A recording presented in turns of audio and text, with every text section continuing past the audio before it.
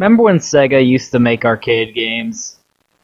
I mean, I guess they probably still do, but I mean, like, back in the day, like fucking Outrun and Space Harrier.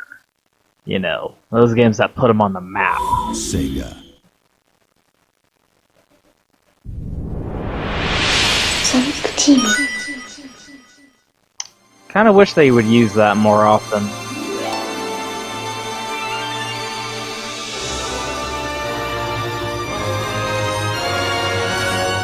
Yeah, Sega remembers. Sega remembers arcade games.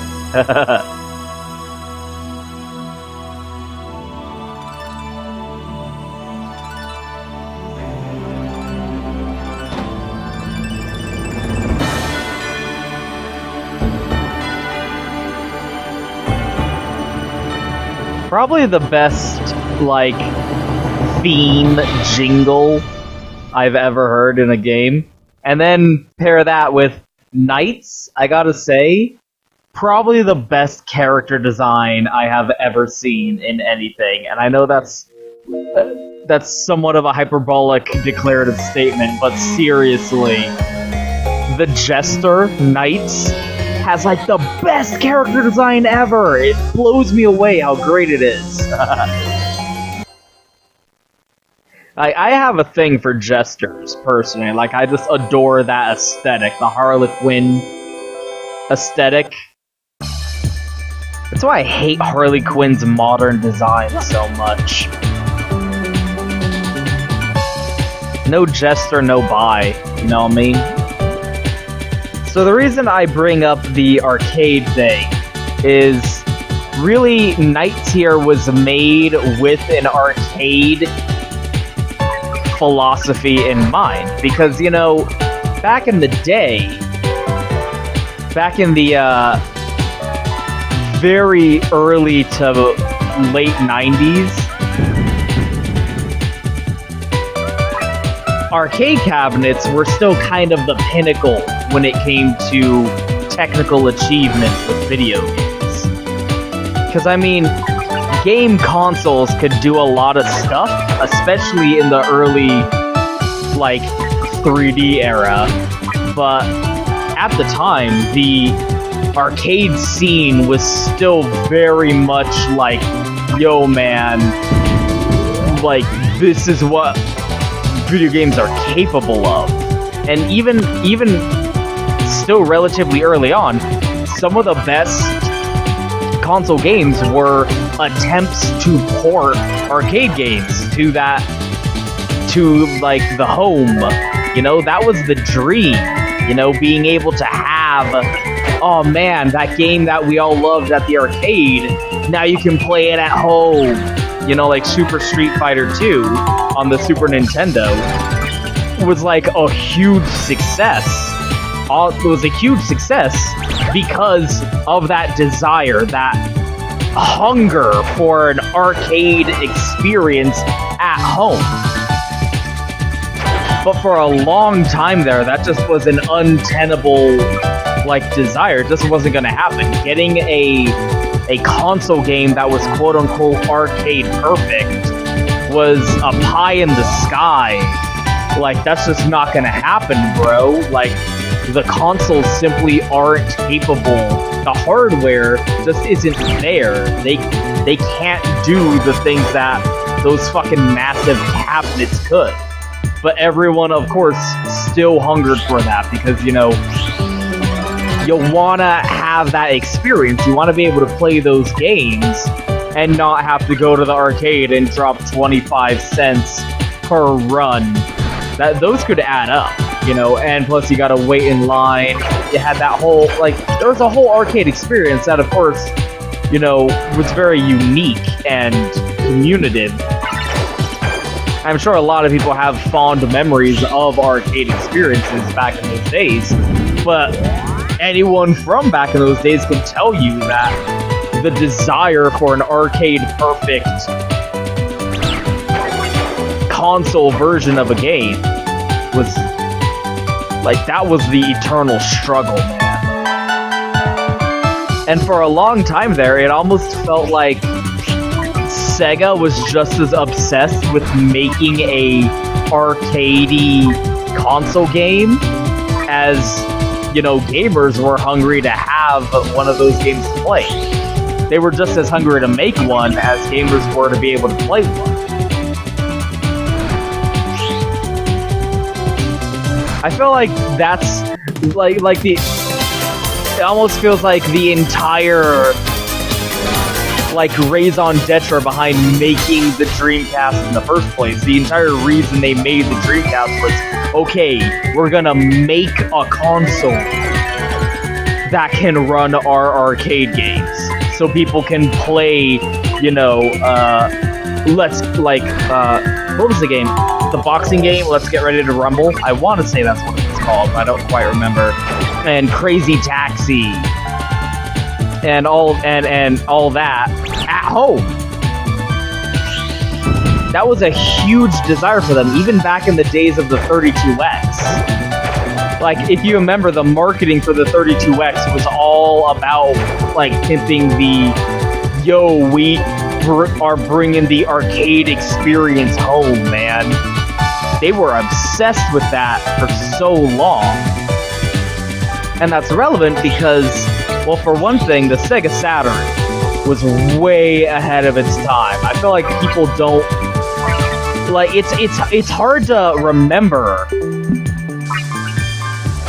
And that's, like, again, I say this a lot, but it's very important to me that when looking at old games like this, you have to keep the historical context in mind. You have to keep this is what it was like, try and put yourself in that mind frame of what it was like being a kid back in 1990 whatever when the game first came out, and having your mind blown away by what it was capable of. But the Sega Saturn really was ahead of its time in a lot of fucking ways, if you look back on it. That's why it's so fucking hard to emulate now, because if you go on, like, emulator sites, trying to get a good Sega Saturn emulator working is really fucking rough.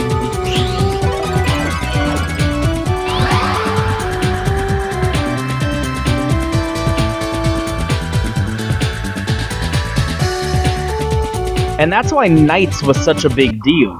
Because for a long time there, NiGHTS was kind of like this mythical game. You know, it had this, like, interesting, the way people talked about NiGHTS back in the day was always like, oh man. Like, I can't even think of anything to compare it to. I'm trying to think of stuff that you could compare NiGHTS to, but no, for so long, for decades, NiGHTS had this reputation about it where no one ever played it, because who fucking owned a Saturn? Who goddamn owned a Sega Saturn back in the day? Fucking nobody. Like, one kid on the neighborhood owned a Sega Saturn, and you went over to his house that one time and played NiGHTS that one time, and that was always the story you heard about it. Like, oh man, have you played NiGHTS in Dreams? Nah man, I haven't played that. Oh man, I went over to my friend's house, he owned a Saturn, I played NiGHTS once, it was the greatest game ever. For fucking decades, NiGHTS had this reputation of being like the cult classic of all cult classics, because you had to be in a fucking cult to have had a Sega Saturn back in the day and been able to fucking play it.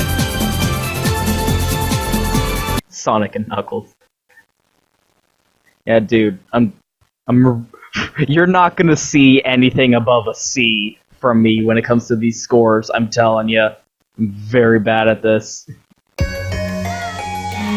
This game's fucking hard for me, man. Maybe not, maybe it's just like hard period, because again, it does have that arcade philosophy to it. That's why this re-release was such a big deal when it happened, because people were like, holy shit! You can finally play NiGHTS! Like, you either had to have had a Saturn, track down a Saturn, which is probably like fucking like $1,000 or something nowadays. Or be able to like get a good Saturn emulator, which again, considering how bizarrely technically complex the Saturn was, and all the shit that it did as a console, like, it's really fucking tough to be able to emulate it. So even getting an emulator of a Saturn working at all was black magic in its own way. It was almost easier to get your hands on an actual Saturn.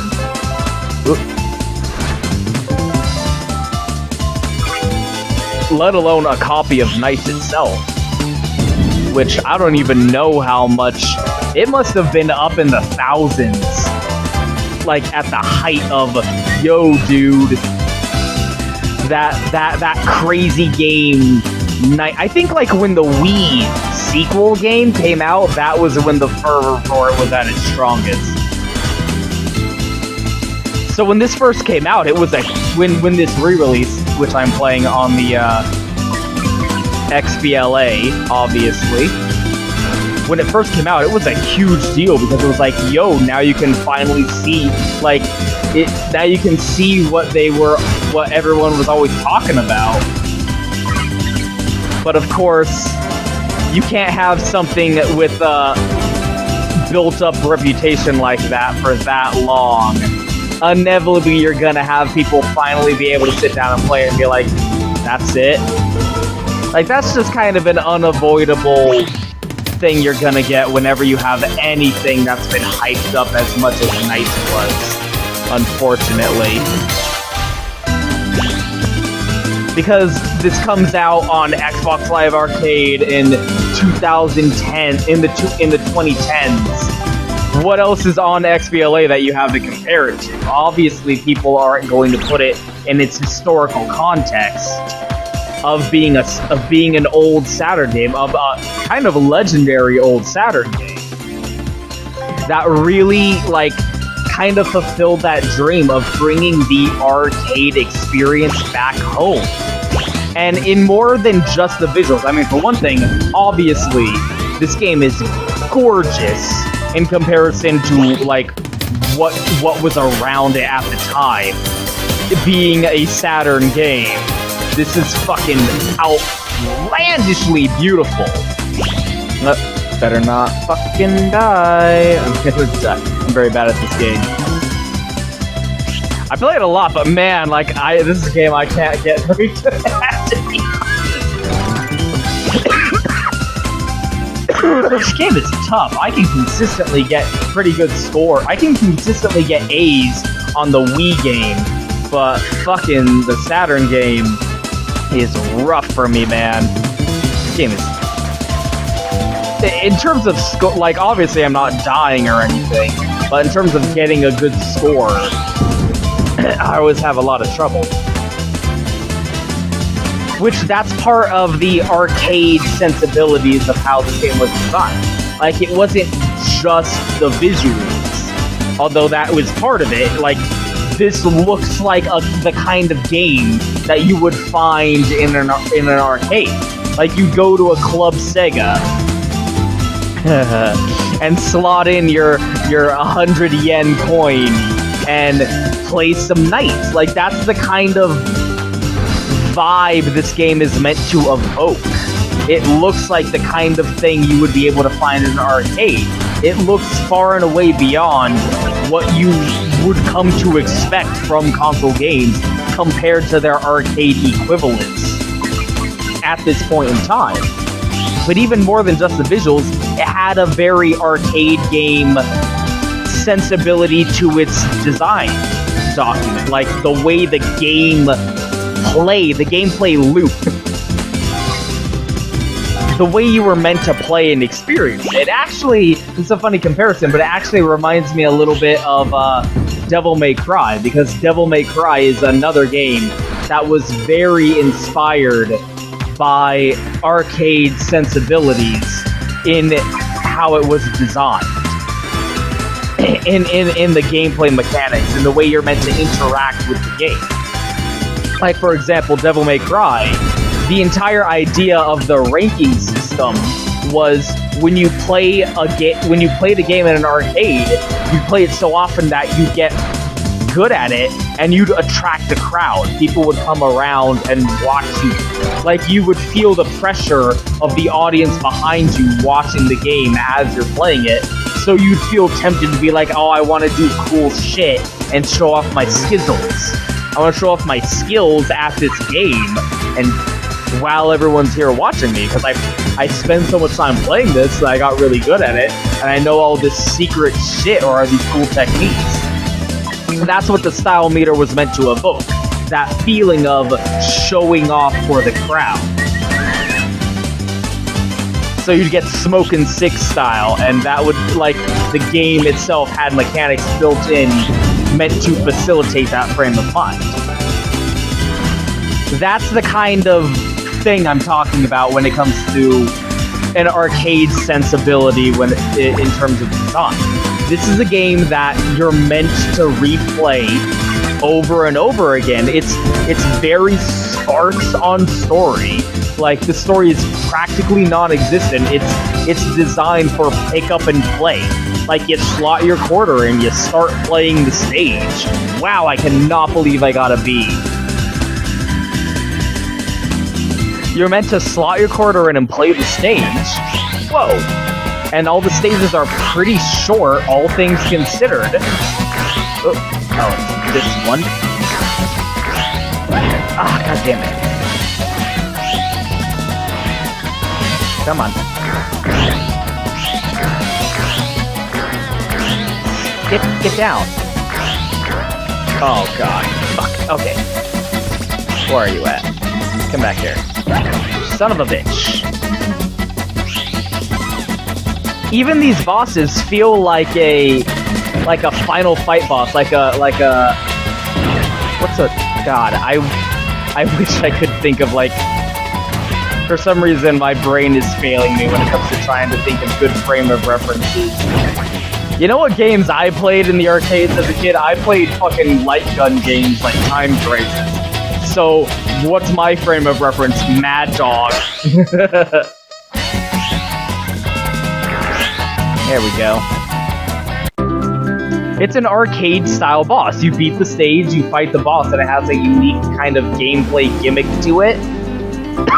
And you're meant to figure out the pattern. And like, all the bosses in the game actually have a little bit of, like, a puzzle solution to how to beat them. But anyway, like, it's a fairly short game with a sparse amount of content, but the content is designed to be replayed over and over and over again, so that you go back up to the machine, you put another quarter in, and you keep practicing. And you're competing to try and get your name on that fucking scoreboard. Like, that was the entire point of arcade games. You wanted to get your name at the top of that list. You wanted to get your name up there. Be like, number 1, ROM. And people would fight to try and beat your highest score. That was the intention behind the way... Get off me. Behind the way this game was designed. It was meant to be played over and over as a, like, score-focused type experience. You want to, like, the idea is, okay, I want to replay. I can do better this time. Which, ironically enough, is a design philosophy that's kind of come back in modern times with the kind of the kind of games that are popular nowadays in the indie scene.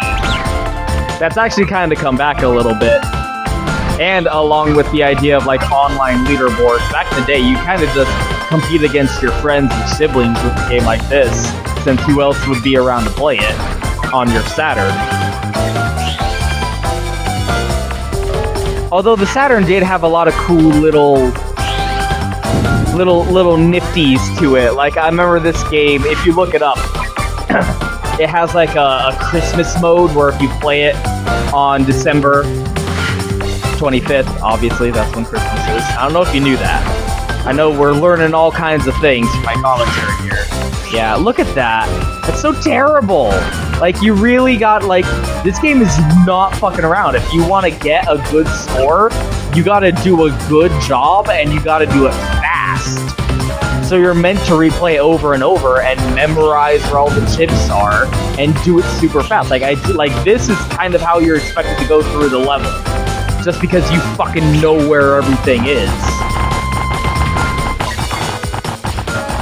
And what little story is there is so sparse that it can essentially be entirely ignored or even go completely unnoticed. I don't even know if you knew fucking NiGHTS had a story to it whatsoever, unless you're familiar with the Wii sequel game, which kind of went the other way with it. That game is a product of its time. This game, the Sega Saturn was ahead of its time, but the sequel to NiGHTS on the Wii was firmly a product of its time. That game's pretty weird. I'm still not even sure if I'm gonna do a video on that one. I struggled with whether or not I was gonna do a video on this, because honestly, playing it, I kind of don't even feel like talking. Like, so much of this game is just so masterfully crafted in terms of, like, the vibe of it, you know? Like, what's that term? Like, game... Oh, shit. Like, the game feel it's just so massively crafted to accomplish exactly what it sets out to do. And what it sets out to do is to put forth this super engaging... Whoa, what is happening? Katamari Damacy, la la la la la la la la, Katamari Damacy, la la la la la la la la la la la la. Oh no! Damn! I almost made it. Man, I got a lot of shit during that too. I just kind of want to be absorbed by the experience. Like, this is also a really good example of game strength as a narrative medium outside of, like, explicit narrative. Because that's always something you get, like, this is an entirely other topic, but whenever you have chuckle fucks being like, oh, games always have, like, kind of shitty stories. Like, even when games try to have stories, they're not comparable to the kind of stuff that other mediums do. Like, game stories are usually pretty bad. Yeah, the explicit, like, what's in the script, yeah, but that's not, like, what games excel at in terms of storytelling. The best stories you get with video games are like player experience. Or like player experiences. It's a medium where like half of the product, half of the artistic experience is what's on the screen, and the other half is what the player brings to it. What you like the story that you have of yourself playing the game is more, in many cases, more valid than whatever the story may or may not be that's actually in the game. And that's, like, one aspect in particular that I feel like NiGHTS excels at, is the narrative is in the mechanics and the way you as the player interact with them. Like, the story, like, who cares what's in the script? Who cares what was written down? Who cares what was voice acted? What matters is the story of you playing the game. Because without you, the player, there is no game. If you're not there to press the buttons and spin the and type the doodads, oh god damn it! I was hoping to avoid this. Hopefully, it doesn't fucking spatula me directly into a fucking alarm clock. Without you, the player, there to play it, the story of the game is, and then the main character just fucking stood there for like 10 minutes and did nothing because, damn it, oh god, and did nothing for 10 minutes because no one pressed the fucking start button. Hurry up. Yes. How the fuck is that a B? I ran out of time and lost almost all my chips.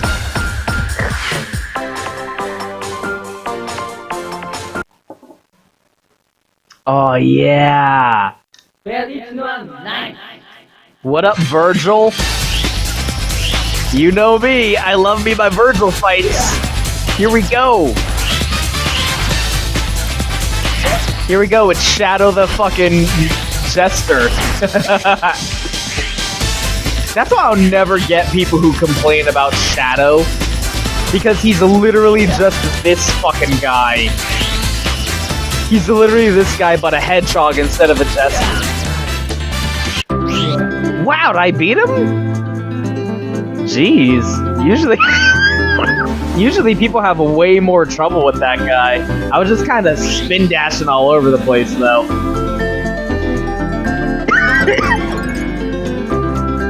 But see, that was only a C performance. I whooped his ass super fast and super hard. But I only got a C. Because this game, like, very high standards.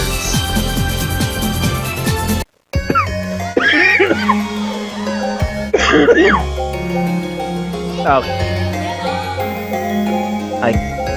Is it only 3 each, or can I not access the last one until I finish hers? Well, anyway, for the boy, I wanted to do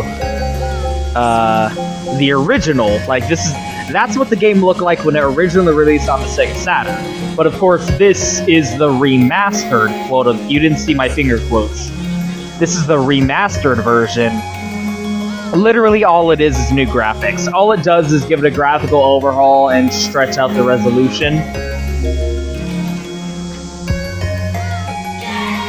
So personally, I don't see a lot of...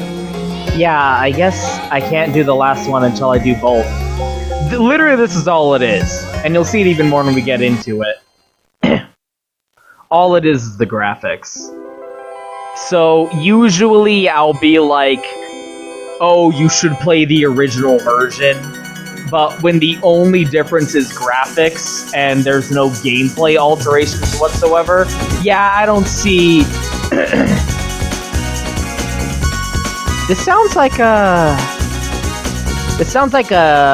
song that plays while you're doing a Chow race in Sonic Adventure. It sounds like a Chow race music. I bet it is. But anyway. When the only difference is graphics and gameplay is completely intact, I don't see any trouble with just playing the remastered version. Like with Mario, you know. Which should you rather play, the NES original or the Super Mario All-Stars version? The only difference is graphics, so it's not like you're getting a different experience aside from the visuals. So personally, I feel like, what are you missing out on by just playing the remastered version? Personally, I don't find it a big deal. That's something that people bring up when it comes to Sonic Adventure as well. When they talk about like the ports of Sonic Adventure, because there's the original game, Dreamcast game, and then there was the GameCube port, and then there was the port of that port. I remember there was a video that was like, if you're playing the Steam version of Sonic Adventure, you're playing a port of a port of a port.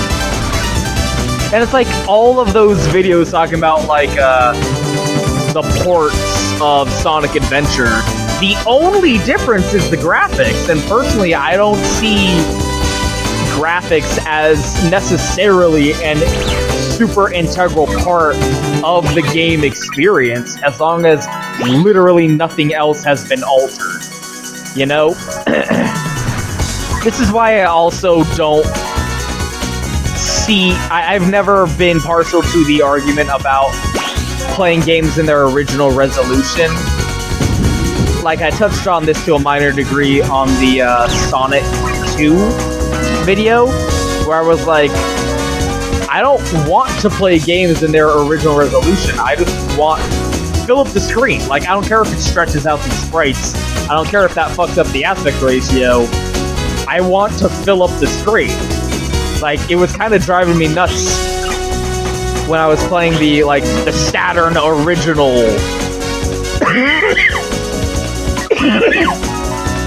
of this just before when we were playing the boy campaign,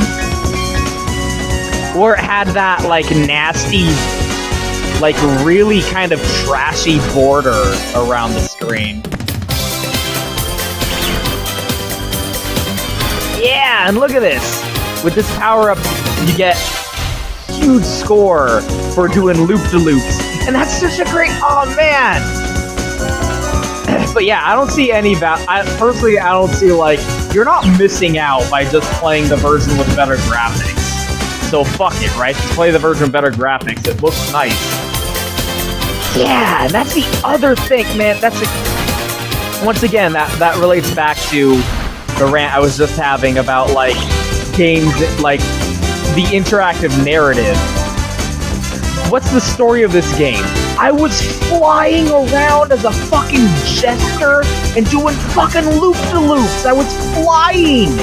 Man! And, fucking man has been obsessed with flight since first we could look up and stare at the fucking birds soaring overhead with envy and jealousy, and this is a fucking game.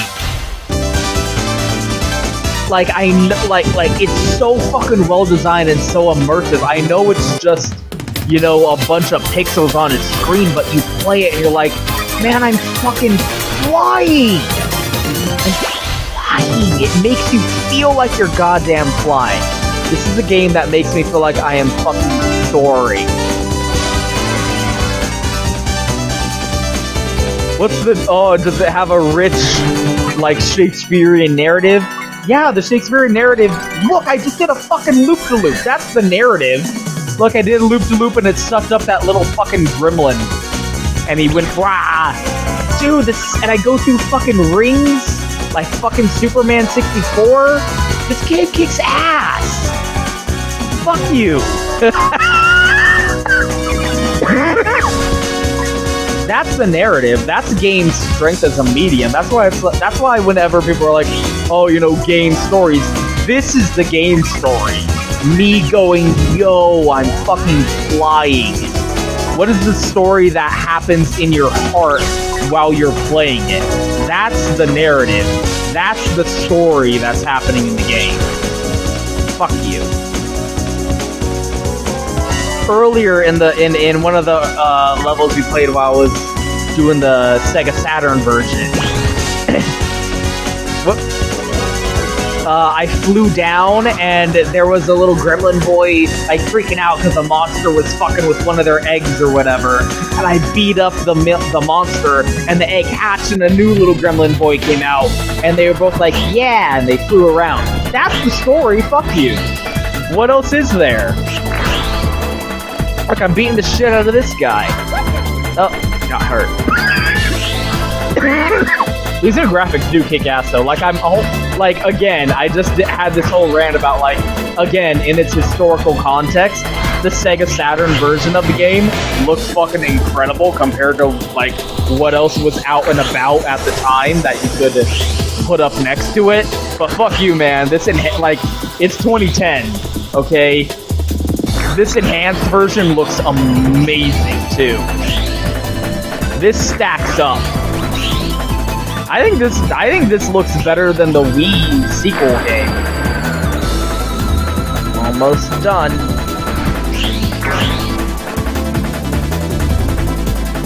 And one more, I think. Fuck you.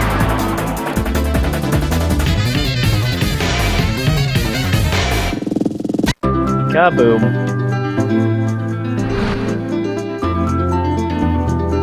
Where's the explosion? There we go. At least it has cool explosions in the enhanced version.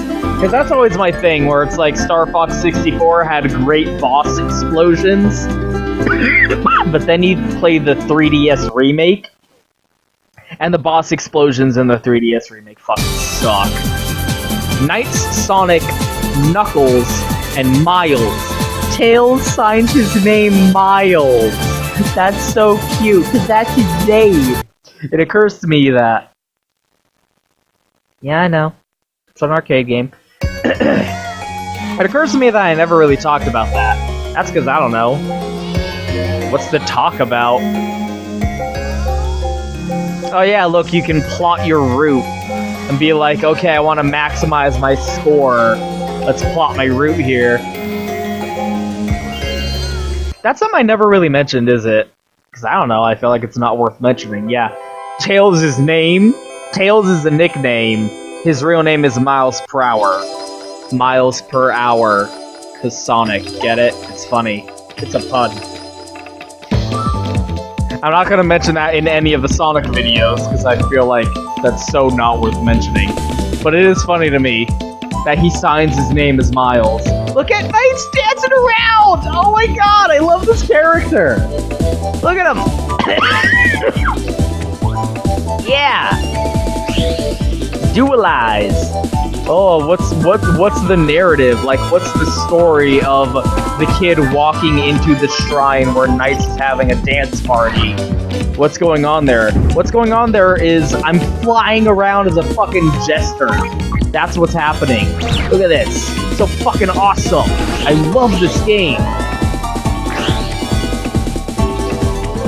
Once again, like, I never played this as a kid. The first time I played this was this re-release. Like, this is almost the opposite of what happened with Sonic CD, where the first time I played Sonic CD was the XBLA re-release, and I was underwhelmed by it. First time I played Knights was the XBLA re-release, and I'm like, yo! Actually, that's not fair. I did play the Wii sequel first, because, you know, oh, yo, sequel to Knights. That actually got kind of a lot of hype for it when it first came out, but then people were like kind of mildly disappointed. I don't see why. I kind of like that game still.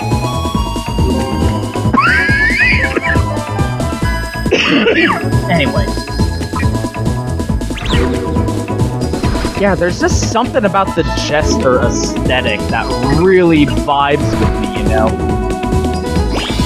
Like bubblegum machines. Bubblegum machines also really vibe. Some things that I'm just like, for some reason, the way this looks and feels, it like hits that, it like fucking like stabs directly into the oh yeah center of my brain. Something about jesters. I couldn't, if you asked me to explain it to you rationally, there's no rationality here. There's only Knights.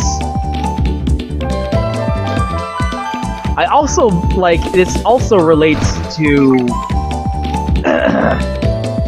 the Sonic videos, because one of the first things I talked about in the Sonic videos was how Sonic was different from Mario, was he actually had an established personality. He had a character.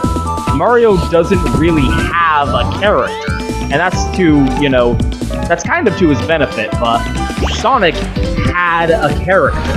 Even from the fucking Genesis game, they infused him with character, like, down to the animations of what his sprite did. Same with Knights here.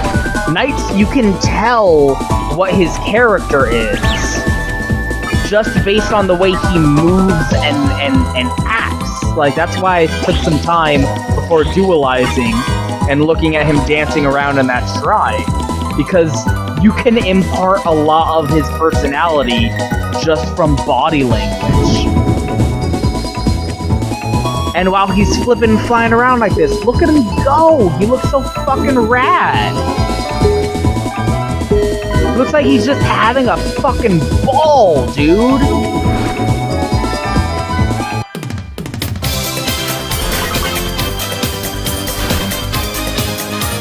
Like, the way he, like, he's not just flying straight forward like fucking Superman. Look at him when he's flying around, he's like just, yeah, there we go.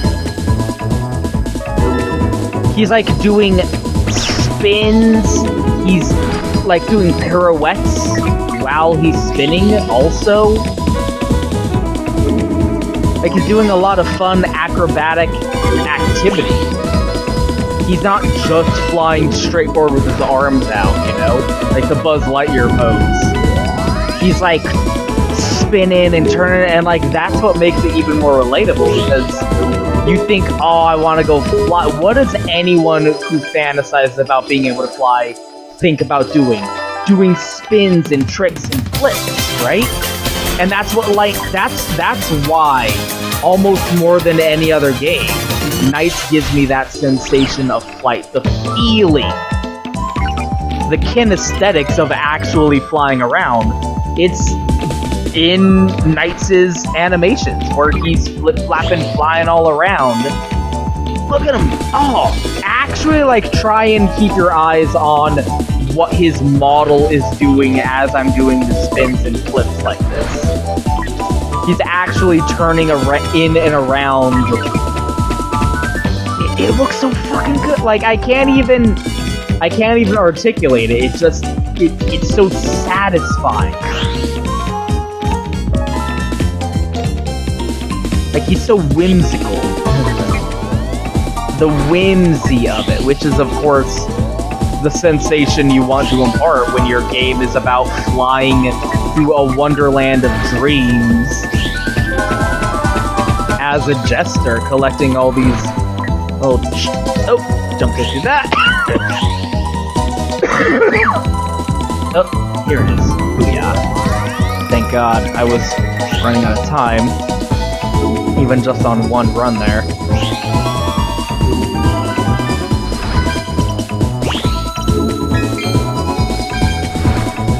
Like, that's part of the, like sell of Superman. You will believe a man can fly. But the way he flies doesn't make you feel like you're in it with him.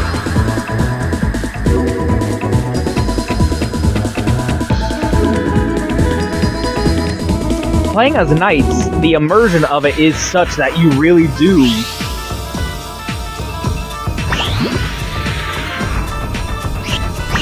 for lack of a better way to put it, you feel like you're flying through the dreamland here. Kinda doing this, kinda being kinda thoughtless with this boss, but it seems to be working for me. Oh. Ah, so close. Come on.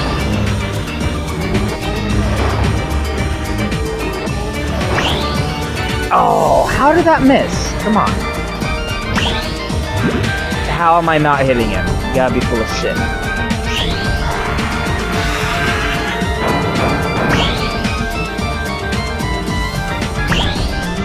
Plus, these environments are incredibly vibrant and colorful. Oh. Okay, I was doing good early on there, but now I'm not quite nailing it.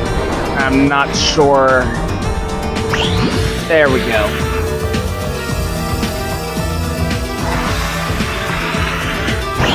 There we go.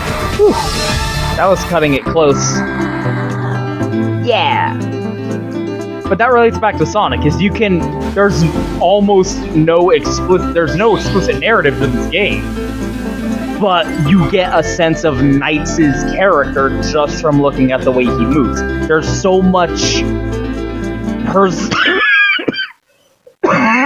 personality just from the animation, just from the body language. Like, a story is more than just, you know, what you're told happened, you know? It almost feels like, you know what, this is a good... Oh, what? Yeah, I'm doing bounce... Aw, you fucking assholes. It almost feels like half of the story is what the storyteller tells you happened. Half of the story is the storyteller. I feel like that's a pretty good metaphor for it. Like, half the story is, You know, you're sitting around the campfire, listening to the storyteller tell the story of what happens to the hero and the villain. And half the story is, you know, actually watching the storyteller. It almost doesn't matter what they're saying. You're having such a good time watching and listening to them tell it. You know, that's kind of the entire selling point of Let's Plays as a medium.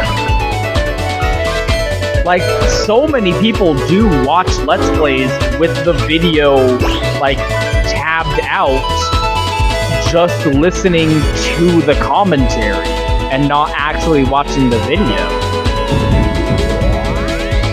That's an even more, like, relevant comparison. So, like, what's, like, half the story is the narrative of what's happening. Like, what's the narrative? Oh, Nightmarin is trying to invade the realm of the dreams, and these two kids are having nightmares, but they summon the courage, and they team up with Knights, who is a Nightmarin created by the bad guy, but he's like, fuck that, I like partying, so I'm gonna duelize with these two kids and collect the Light Idia to help fight against the Nightmare. Yeah, that's... Oh no, I got super fat. What was that? Like, yeah, that's the story that the storyteller is telling you is happening. But the more engaging story, the reason you're listening to them tell it, is what they do and how they tell it. And you know what the story becomes? The story of sitting at that campfire listening to the story. The story is less what the story you were told that night was. The story is the night you were told that story. You know? And that's the other big advantage you get from a... Oh, what is happening? From the arcade sensibilities of this game's design. They really prioritize raw, pure gameplay experience. Which made sense, because you're trying to bring that arcade experience to the home. No one is playing an arcade game for the story. No one is sitting at the attract mode being like, yeah, what's the plot of this fighting game, right? Who fucking gives a shit? Put the quarter in and start playing.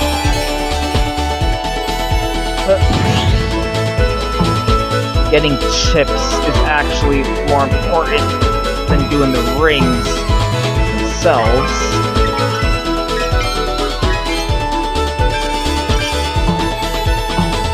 Oh god. Whoa! I haven't played these later ones that much. Come on. I like how this one's just right here. Do another loop, or you can just go backwards. That's shorter. So that's why, like that just reminded me of, like, people who say shit like that, like, oh, games don't have good stories. That's not what games are for. You know? You're kind of being overly simplistic in your analysis. There's more to a game's story than just, you know... Anyway, I've gone on and on.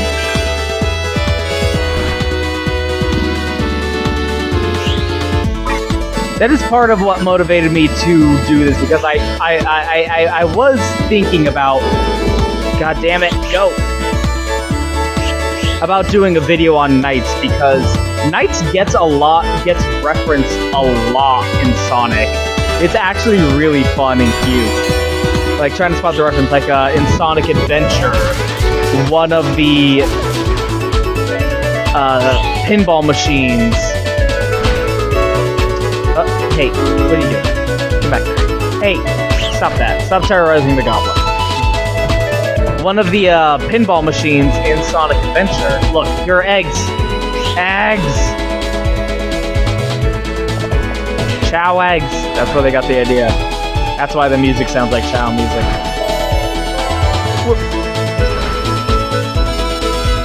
One of the slot machines in Sonic Adventure is a knight's slot machine, and you hit cards of the characters from the Saturn game.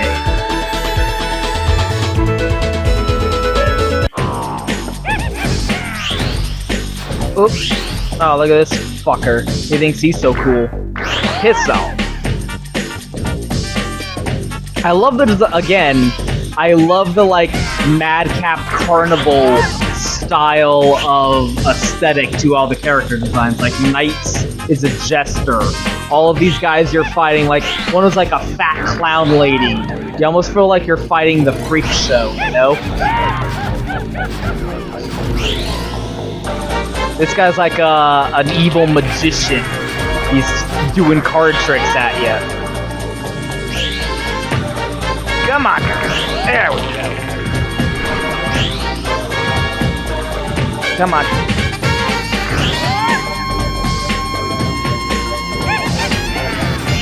Ah, fuck you. Come on. Listen to that music, by the way. That's sick jazz.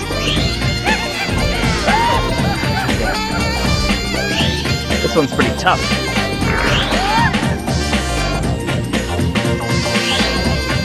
Come on, motherfucker.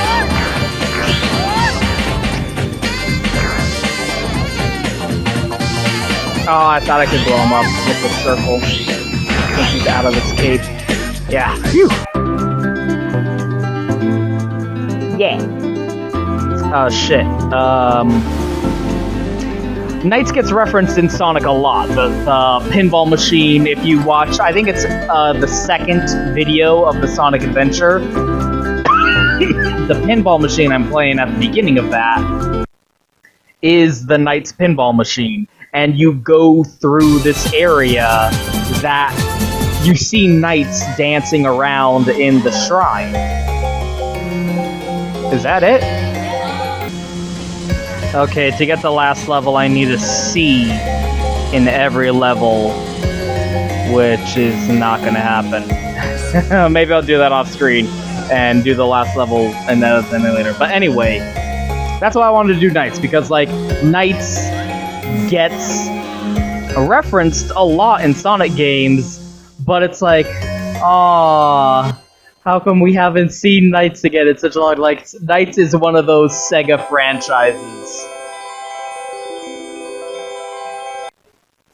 where you wish they do more with it, you know, instead of them just being the Sega the Sonic company and only ever making Sonic games and Yakuza.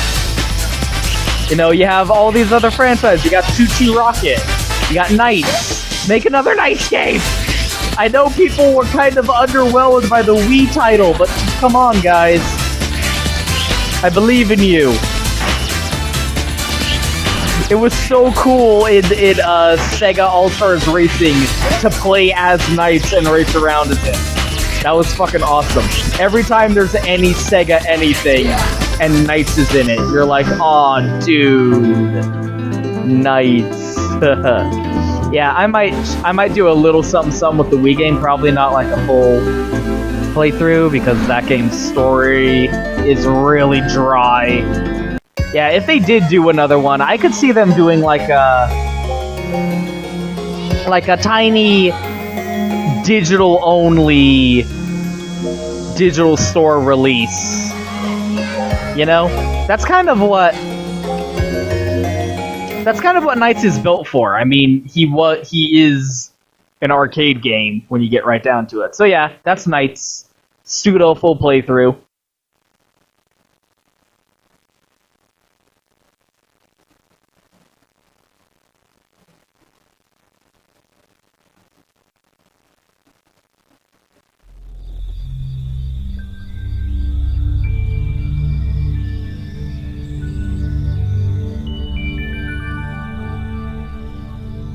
Yeah, here's the quote-unquote story. Being a kid's hard, man.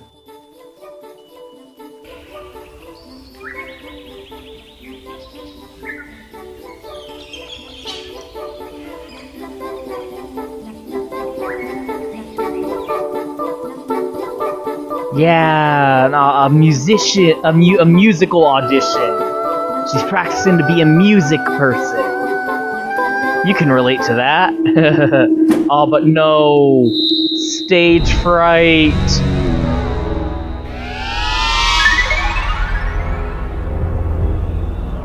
And she's naked, and she didn't do study. And she didn't study. Oh no! Aw, what a bunch of douchebags. Nightmares are fucked up, dude.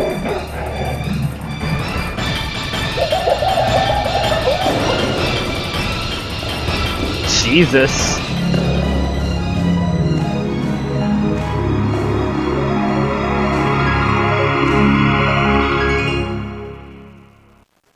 Yep, so that's the story. She had a nightmare, but then, I don't know, yeah, ended up in this landscape with her Idia. Oh, got mugged. But don't worry, Knights is here to save the day. To this Chow music.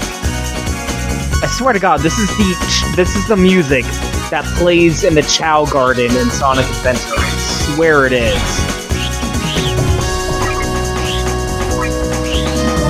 Oh, look at this fucking attract mode, showing me some sick pro strats. Jesus Christ. This computer makes me look like a fool. I suck compared to this fucking attract mode, holy shit.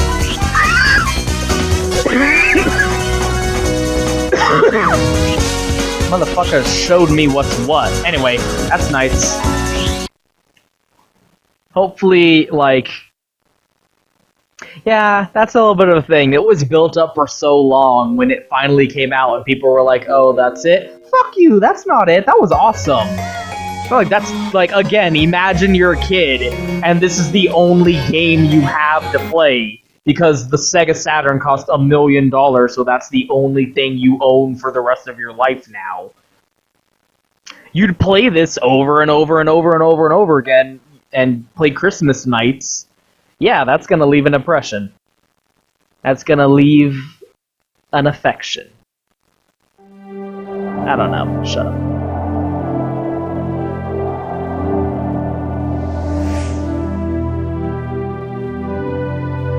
Oh, he wanted to be a basketball, but he tore up the poster because he doesn't believe in himself. Threw the basketball in the trash. Did you see that? And it knocked over for no reason. But he got picked on for being the only kid with blue hair.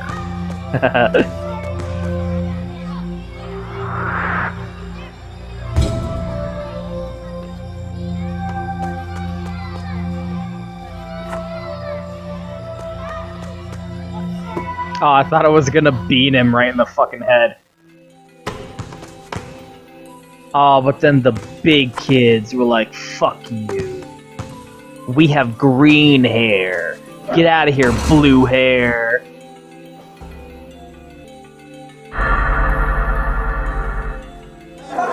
Look, that guy has fucking green hair. Once again, nightmares are fucked up. You know, usually I have a big problem with the depiction of dreams in fiction. I gotta say, this is pretty authentic to what nightmares are usually like. Just really fucking terrible and shitty in a way that doesn't really make any sense.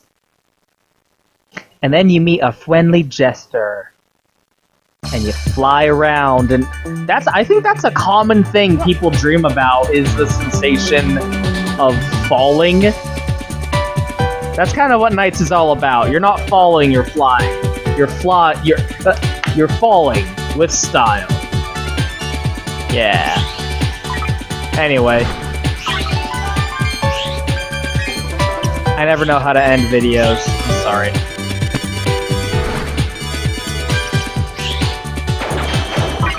Once again, this fucking attract mode just makes me look like a bitch.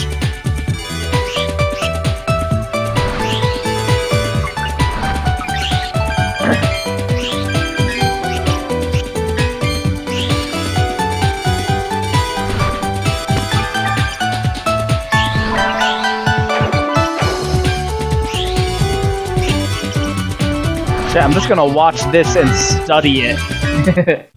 Sega. That'll help me be better at the game. Anyway, Roman doesn't know how to end videos. Bye.